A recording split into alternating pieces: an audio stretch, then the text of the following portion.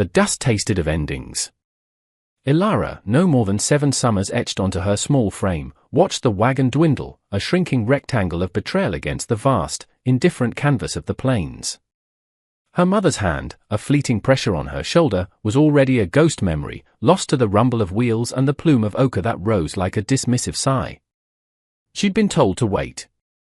Told someone would come. But the sun climbed, a merciless eye in the bleached sky, and the silence that pressed in was heavier than any stone. She clutched a bundle wrapped in faded calico, its contents a mystery her trembling fingers dared not explore. Each gust of wind whispered desolation, stripping away the thin veneer of hope her mother's hurried words had tried to weave. The trail was a scar on the land, empty in both directions, and she, a tiny, forgotten stitch in its ragged seam.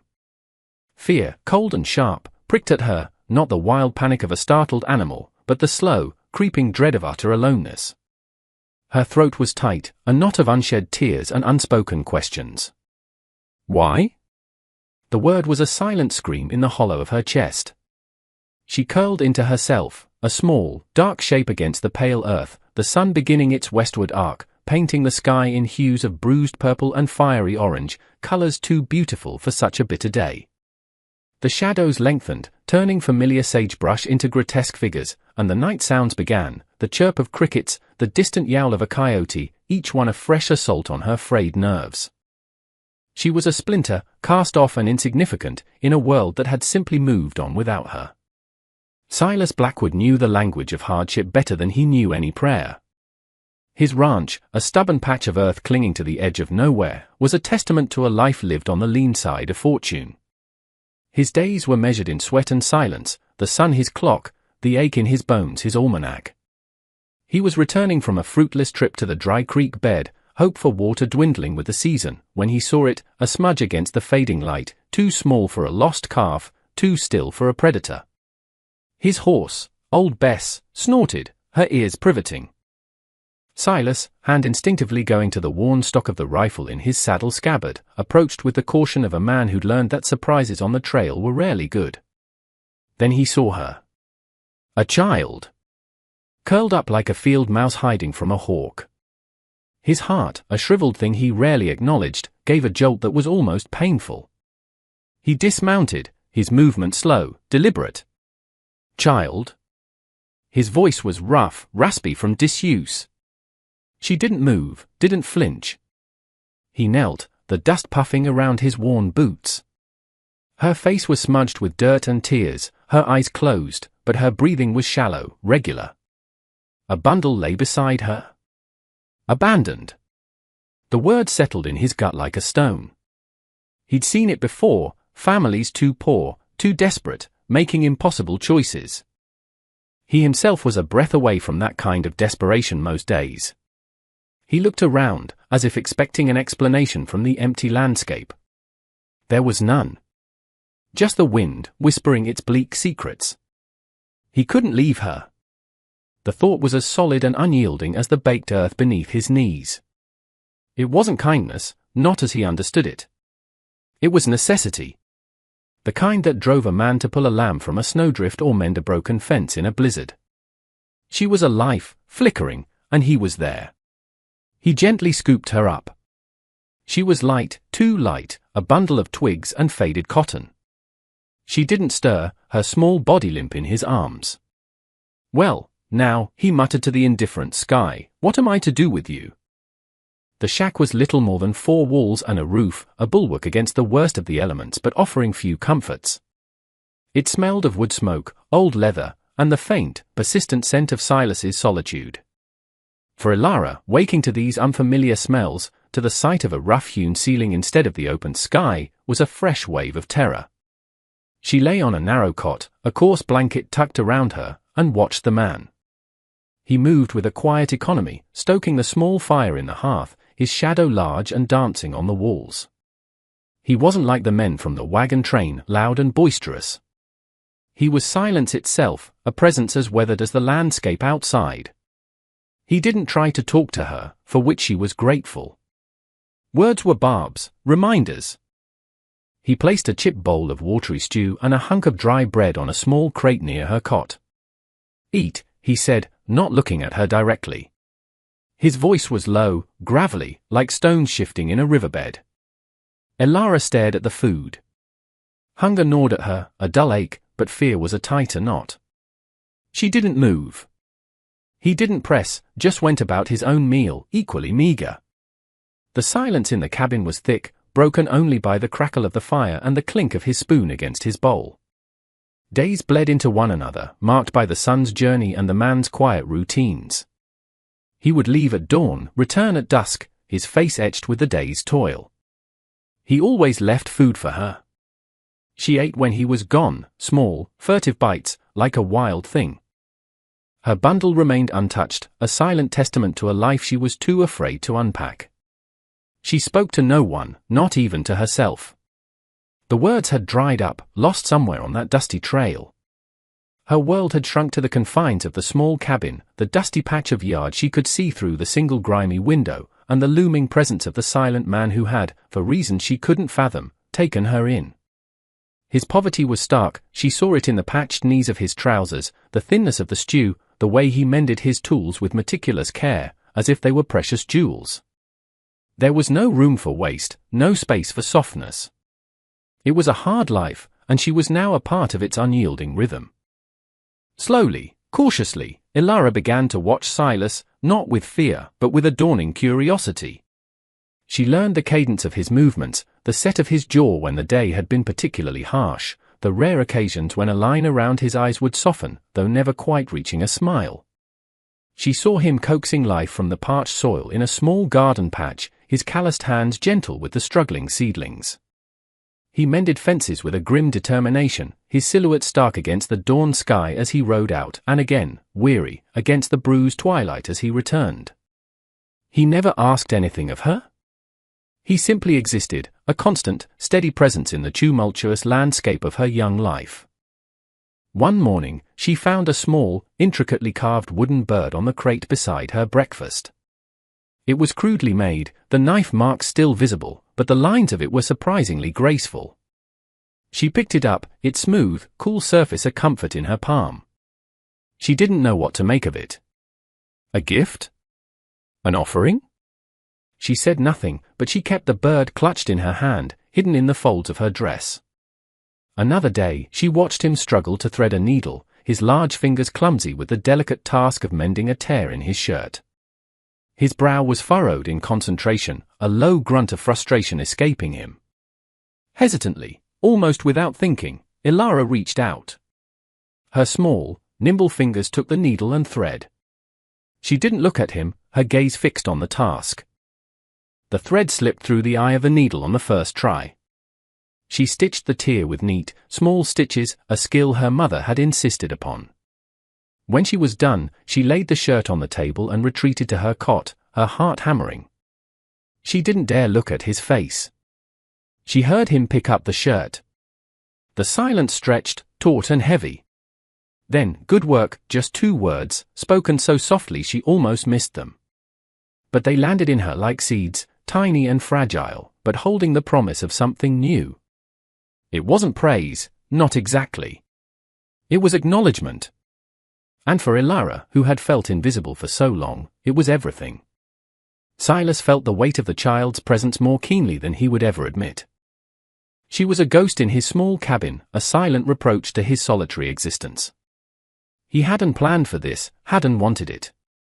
His life was pared down to the bone, every ounce of energy focused on survival. A child was a complication, a responsibility he felt ill-equipped to handle. He remembered another child, a laugh that no longer echoed, small hands that no longer reached for his. The memory was a raw wound, one he'd tried to cauterize with years of silence and hard labor. Elara, with her wide, haunted eyes, picked at the scab. He knew what they'd say in the settlement, the few souls clustered around Miller's store and the dusty saloon. Blackwood's got himself astray. Wonder how long before he tires of it they already thought him odd, a man who preferred his own company, who wrestled a living from land most considered cursed.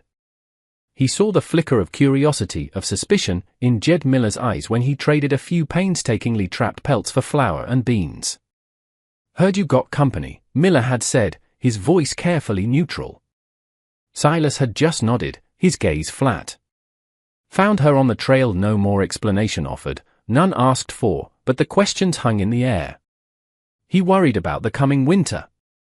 His stores were meager. Another mouth to feed, it was a daunting prospect. Yet, when he saw her, small and watchful, clutching that little wooden bird he'd whittled without conscious thought, something in him shifted. It wasn't affection, not yet. It was a stubborn refusal to let another life be extinguished by indifference. He'd been left once, in his own way. He wouldn't do that to her. He tried to teach her, in his own rough way.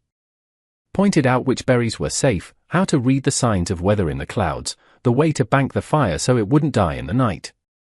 He didn't expect responses, and he rarely got them. But he saw her watching, absorbing. Her silence was a wall, but sometimes, he thought he saw a flicker of understanding in her eyes. It was a slow, arduous process, this forging of an unwilling bond. He was learning patience he didn't know he possessed, a tenderness he thought had died long ago. The small acts of connection, fragile as desert blooms, began to take root. Ilara started leaving her cot earlier, tidying the small cabin in her own quiet way before Silas rose. She swept the packed earth floor with a makeshift broom of twigs, arranged his few chipped mugs neatly on the rough shelf. She still didn't speak, but her actions were a language of their own. One afternoon, while Silas was out mending a distant stretch of fence, a shadow fell across the doorway. Ilara froze. A man stood there, tall and broad, with eyes like chips of cold blue ice. He wasn't from the sparse settlement, he had the arrogant bearing of wealth and power. "Blackwood Inn," he drawled, his gaze sweeping dismissively over Ilara, then around the meager interior of the cabin. Ilara shook her head, shrinking back. "Tell him Henderson was here. About the South Spring." "He knows what I mean." The man's lip curled slightly as he looked at her again, a flicker of something calculating in his eyes. "You his kin?" Ilara remained silent, her heart pounding like a trapped bird. Henderson chuckled, a dry, unpleasant sound. "Thought not." He turned and left, his boots heavy on the dry earth. When Silas returned, Ilara was visibly distressed. She couldn't form the words, but her fear was palpable. Silas saw the fresh tracks near the cabin.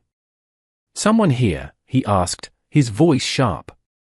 Ilara nodded, pointing towards the south, her eyes wide. "Henderson," Silas muttered, his face darkening. He looked at Ilara, at the fear still clinging to her. He placed a calloused hand briefly on her shoulder. "He won't bother you," the words were a vow. A few days later, on a rare trip to Miller's store for salt and lamp oil, Henderson was there, holding court with a couple of listless townsfolk. He saw Silas and Ilara, who clung to Silas's leg, half hidden. "Well, Blackwood," Henderson said, his voice loud enough for all to hear. "Still playing nursemaid to strays?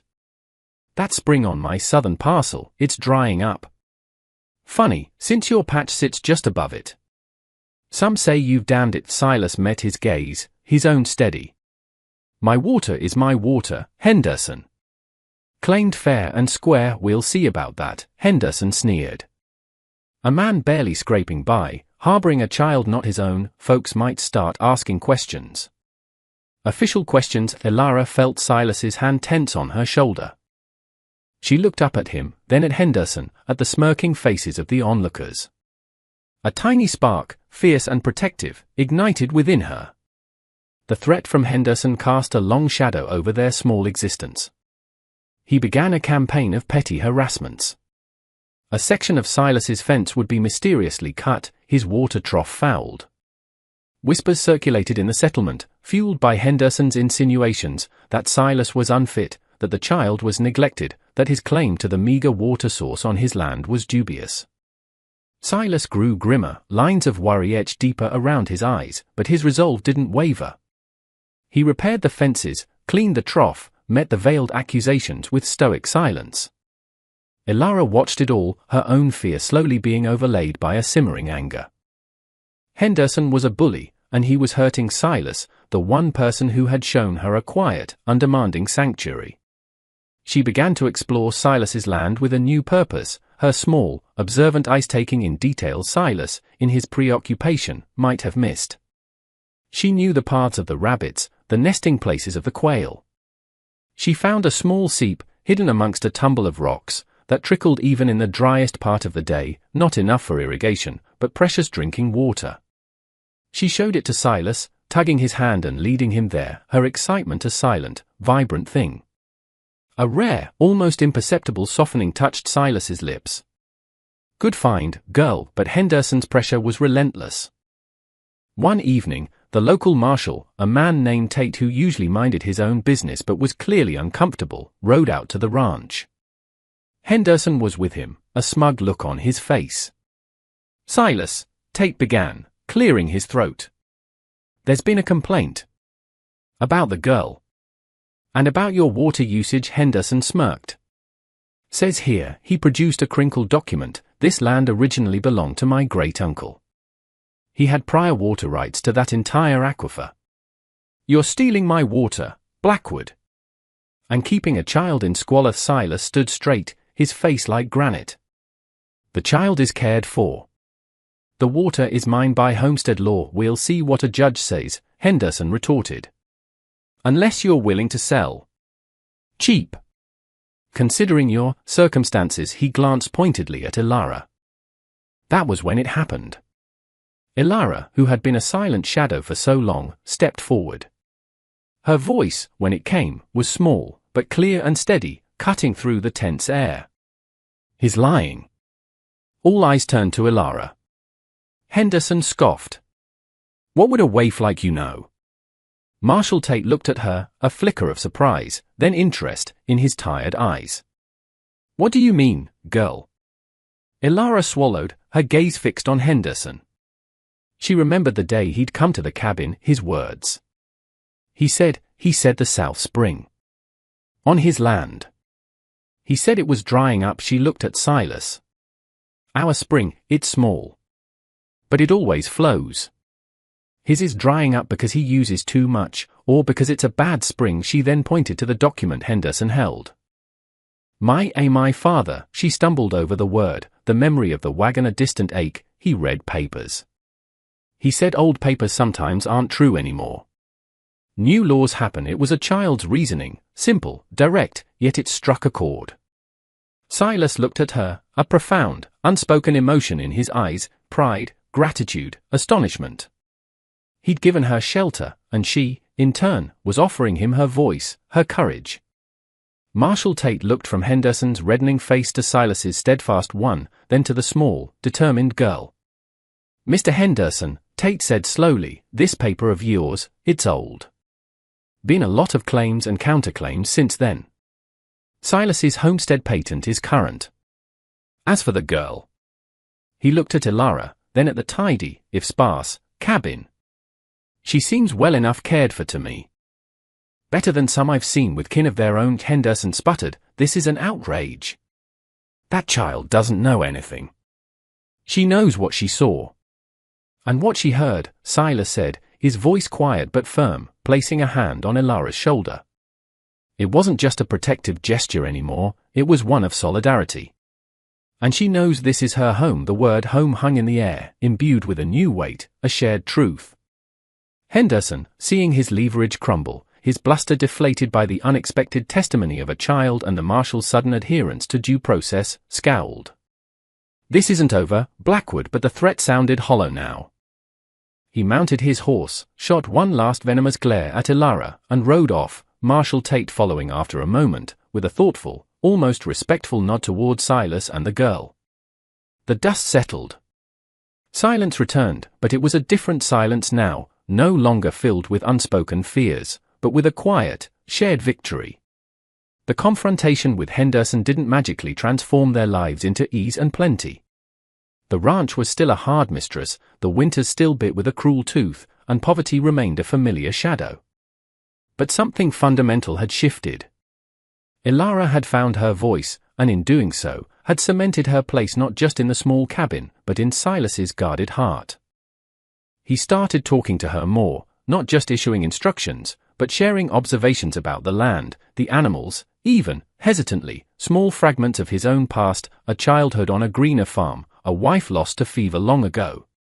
The grief was still there, a dull ache, but Ilara's presence seemed to make it bearable, a shared burden rather than a solitary torment. She, in turn, began to fill the silences with her own quiet observations, her questions, sometimes even a shy laugh that sounded like wind chimes in the stark landscape. She learned to read the clouds alongside him, to set snares, to tend the small garden with a fierce devotion, coaxing stubborn life from the unyielding soil.